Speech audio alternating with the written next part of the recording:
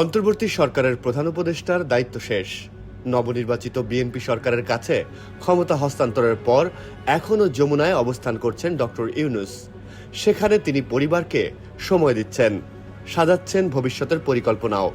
মাসখানেক বা ঈদের পর গুলশানের নিজ বাসভবনে ফিরতে পারেন বলে জানা গেলেও এখনও দিনক্ষণ চূড়ান্ত হয়নি। 2024 সালের 8 আগস্ট অন্তর্বর্তী সরকারের প্রধান উপদেষ্টা হিসেবে শপথ নেওয়ার পর থেকেই তিনি যমুনায় আছেন। ডক্টর ইউনূসের এক ঘনিষ্ঠ সহযোগী জানান, ইউনূস সেন্টারে ফেরার প্রস্তুতি হিসেবে নথিপত্র ও সাংগঠনিক কাজ গুছাচ্ছেন তিনি।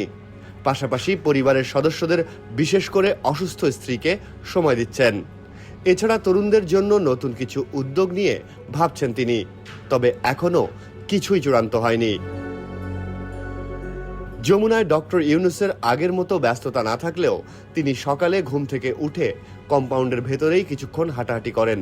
নাশতার পর সকাল 10টার দিকে কাজ শুরু করেন। কর্মকর্তা কর্মচারীদেরকে তিনি নির্দেশ দিয়েছেন, যারা তার সঙ্গে দেখা করতে চান তাদের যেন সুযোগ দেওয়া হয়। নানা শ্রেণী পেশার মানুষ তার সঙ্গে দেখা করতে আসছেন। কেউ অন্তর্বর্তী সরকার পরিচালনার অভিজ্ঞতা শুনতে চান, কেউ তার ভবিষ্যৎ পরিকল্পনা জানতে চান, আবার কেউ পেশাগত বিষয় নিয়ে আলোচনা করেন। আগামী মাসে 5 দিনের সফরে জাপানে যাওয়ার কথা রয়েছে ডক্টর ইউনূসের। সফরের বিস্তারিত পরে জানানো হবে বলে জানিয়েছেন এক সহযোগী।